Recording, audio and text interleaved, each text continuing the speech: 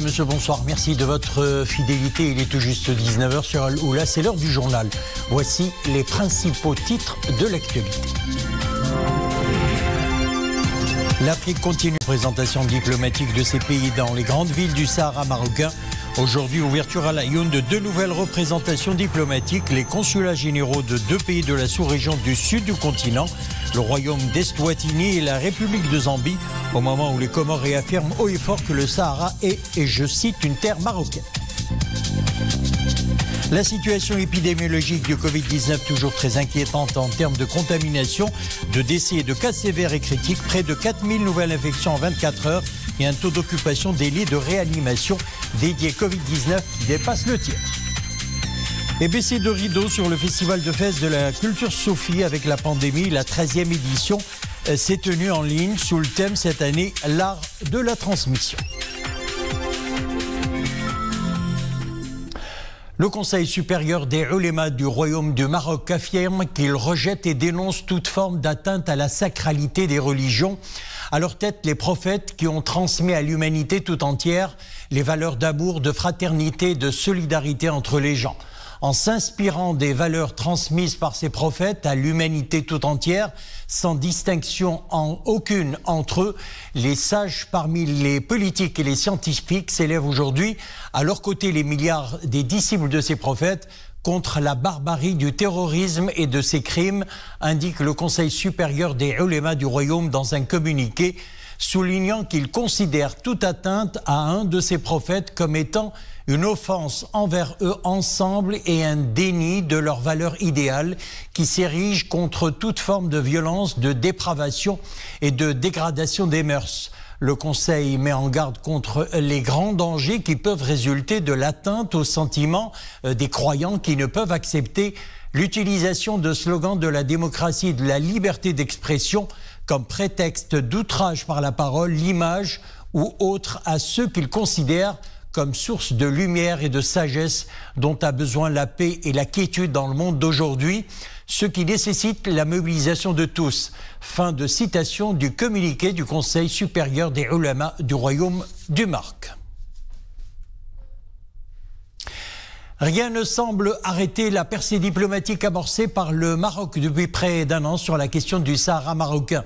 L'inauguration des représentations diplomatiques du royaume d'Eswatini et de la République de Zambie à l'Aïoun ce matin vient renforcer encore davantage la dynamique que connaît le dossier de notre intégrité territoriale à l'approche de la célébration du 45e anniversaire de la glorieuse marche verte. Ali El-Kebch, Mohamed Mouloud et Oumaïma Ramliki. L'Aïoun vit depuis quelques mois au rythme des tournants majeurs.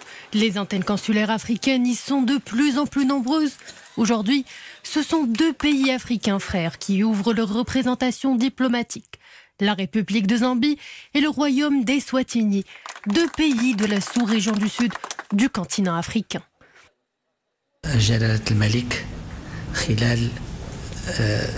Il y a 20 ans que Sa Majesté le roi Mohamed VI a posé les jalons d'une politique africaine basée sur la solidarité. Au fil des années, de nombreux accords et partenariats fructueux ont été actés avec des pays africains frères. Cette vision éclairée de Sa Majesté conforte aujourd'hui le Maroc dans sa position au sein du continent.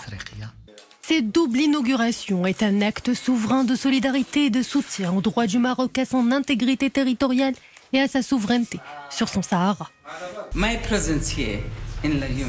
Par ma présence ici et par la décision souveraine d'ouvrir un consulat ici au Sahara marocain, nous souhaitons réaffirmer de manière politique, diplomatique et juridique notre appui à la position du Maroc sur la question de l'intégrité territoriale de ce royaume.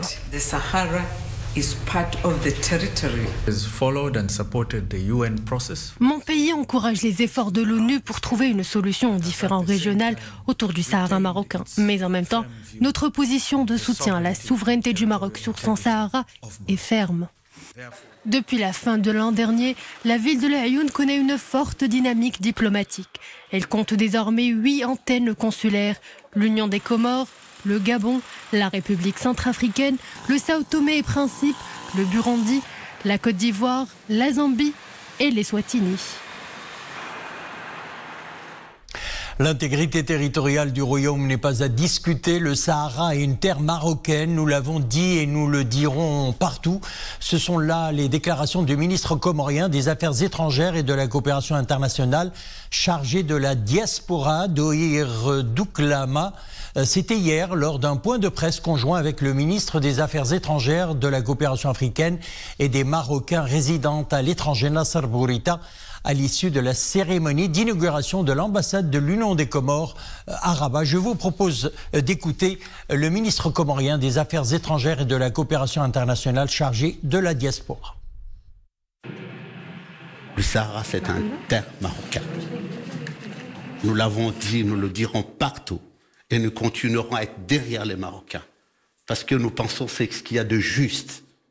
L'intégrité territoriale du Maroc n'est pas à discuter, c'est un acquis.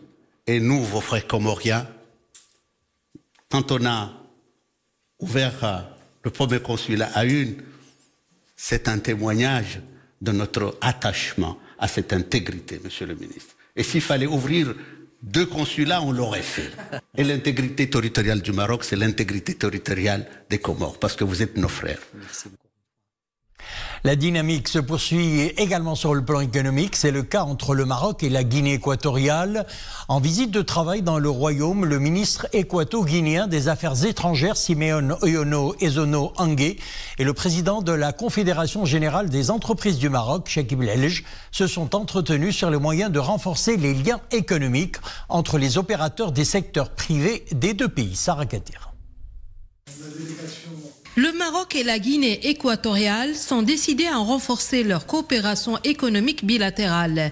Lors de la rencontre du chef de la diplomatie de la Guinée équatoriale avec le président de la CGEM, l'accent a été mis sur les moyens de développer les échanges commerciaux et la coopération économique entre les entreprises des 2 pays.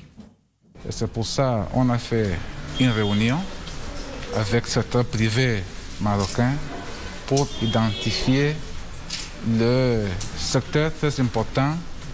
On a donné un accent particulier au secteur de l'industrie petite et de moyenne industrie. Nous avons discuté du moyen de développer davantage les relations entre nos 2 pays et nous sommes tombés d'accord qu'il y a beaucoup à faire et que nous allons ouvrir une nouvelle page où nous allons amener nos complémentarités entre le savoir-faire marocain. La Guinée équatoriale a une large expérience à la fois au niveau du pétrole et du gaz, alors que le Maroc a développé pour sa part une expertise dans le domaine industriel depuis une 40aine d'années, ce qui ouvre de nouvelles perspectives prometteuses de coopération entre les 2 pays. Covid-19, la situation des dernières 24 heures, 3 988 nouvelles infections, 2 784 nouvelles rémissions et nous déplorons 72 décès depuis hier. À suivre de près cet autre indicateur, le nombre des cas actifs dépasse les 31 000. Il s'élève désormais à exactement 31 582 cas actifs ce soir à 18 h, dont 766 patients en situation sévère ou critique. 56 patients sont intubés et 459 autres sont sous respiration artificielle. Quant au taux d'occupation des lits de réanimation, il s'élève désormais à 33,33%. Et toujours en liaison avec les chiffres relatifs au Covid, faisons un point à présent ou un focus sur le bilan bimensuel concernant la période du 13 au 26 octobre.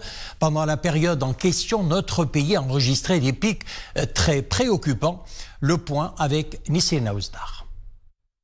Chaque jour, le sombre tableau des cas actifs et les décès qui se comptent par dizaines nous font un pincement au cœur. Prendre le temps d'analyser l'évolution de ces chiffres sur 2 semaines permet de mesurer à quel point il est urgent d'adopter un comportement responsable en se protégeant et en protégeant les autres. Pendant les 2 semaines qui se sont écoulées, les zones rouges se sont étendues, des seuils inquiétants ont été franchis. Il est bon de les rappeler.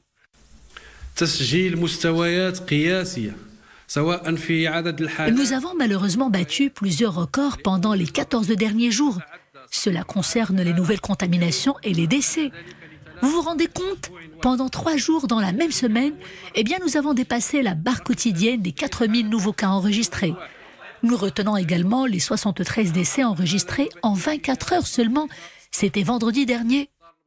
Des personnes qui rendent l'âme chaque jour, car bien souvent atteintes de maladies chroniques. Elles sont les plus fragiles victimes emportées sans merci par le virus. À ce jour, le total des patients Covid dans un état critique dépasse les 760 personnes, alors que le taux d'occupation des lits dans les services de réanimation et de soins intensifs ne cesse de grandir. Il est passé de 5% au début de la pandémie à environ 33% aujourd'hui. Une saturation de ces services vitaux nous serait fatale. Elle coûterait la vie à davantage de personnes, alors que nous sommes déjà à un taux de létalité que l'on peine à freiner. Il est actuellement d'1,7%. Dans certaines régions, la situation est particulièrement alarmante. 3 régions sont passées pendant ces 2 dernières semaines de la zone orange à la zone rouge carrément. Car les principaux indicateurs y sont très inquiétants. Ils se sont beaucoup dégradés. Il s'agit de Casablanca Stats, l'Oriental, Rabat Saleh Kenitra, Souss Massa, l'Ayoun Saqiya al-Hamra et Dakhla wa Dahab.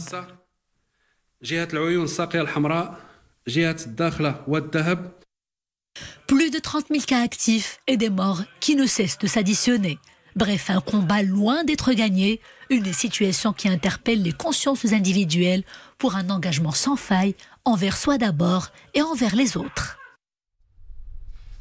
La crise sanitaire du Covid-19 a fortement impacté les activités à l'export. C'est le cas pour l'industrie des équipements des énergies renouvelables, notamment le photovoltaïque. Reportage à Casablanca, Sarah Gadir.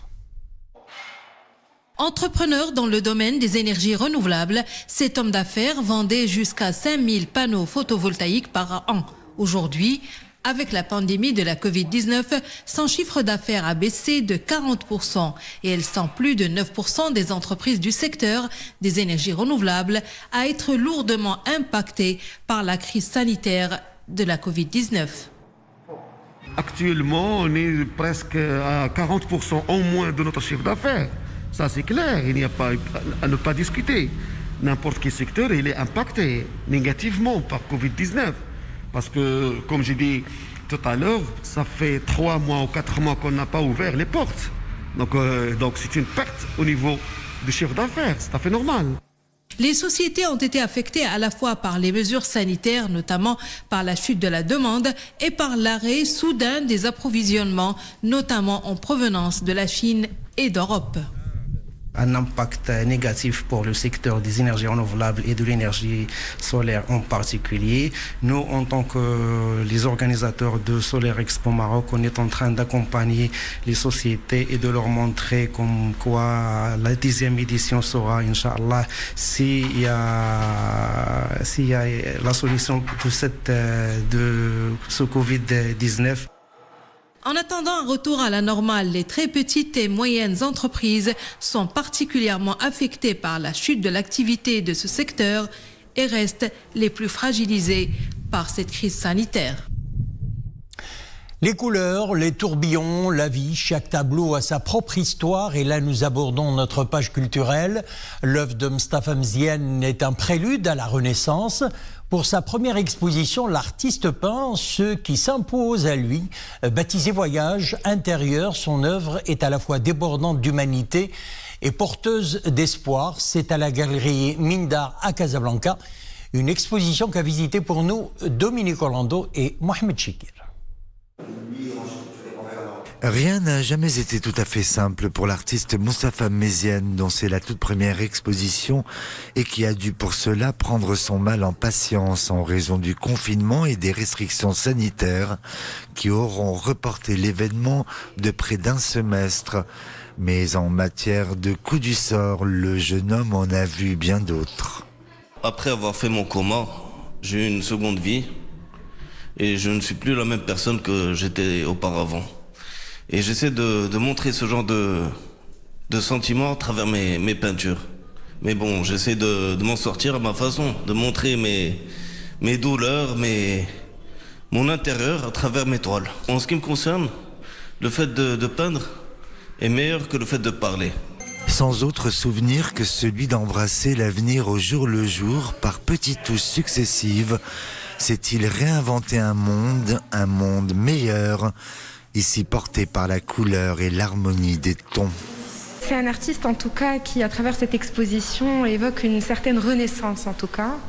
Après l'accident, et bien, tout simplement une manière de célébrer la vie à travers la couleur. Et c'est pour ça que vous voyez ici une explosion de couleurs, de formes ondulatoires et géométriques. Et c'est vraiment une certaine renaissance et un moyen de redécouvrir la vie de nouveau. À sa manière plutôt discrète, Moustapha Méziane réinjecte un souffle tout neuf à la création picturale marocaine, une sorte de luminosité vitale pour lui, qui peut par endroits s'avérer foudroyante. Baissée de rideau sur le Festival de Fès de la culture Sophie. Avec la pandémie, cette 13e édition s'est tenue en ligne sous le thème cette année de l'art de la transmission. Un rendez-vous incontournable dédié au soufisme, un voyage à travers divers centres spirituels de Fès à Konya en Turquie, de Grenade à Niamey en passant par Dakar au Sénégal ou encore Lahore au Pakistan et Madar et Bjad au Maroc. Mounia Marouche.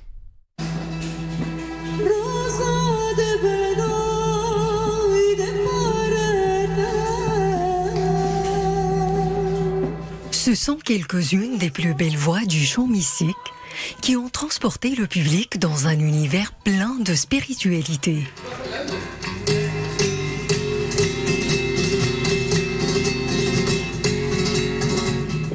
Cette année, les adeptes de la culture soufie ne se sont pas déplacés à la scène du festival.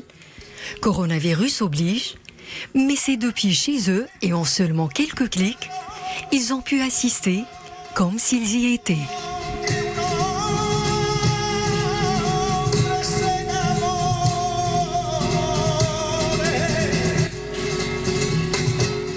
Mais nous pensons que la culture n'a pas de frontières et que la capacité à créer, à penser, à échanger est absolument fondamentale, en particulier dans ce contexte-là, et peut-être une réponse, une forme de ressourcement dans ce contexte.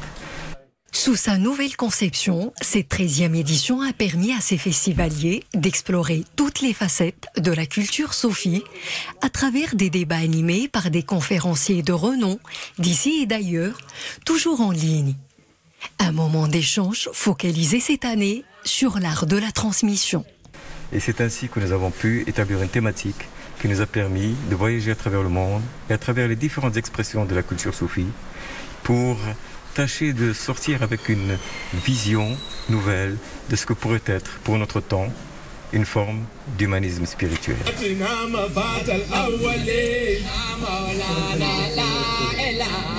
En cette période de crise sanitaire, il n'y a pas mieux que cette parenthèse de contemplation et de spiritualité pour s'offrir une petite cure de ressourcement.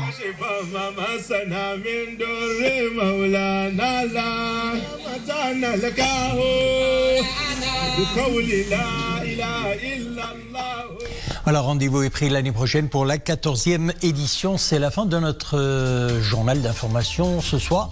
L'info revient à 21h. Excellente soirée, à demain.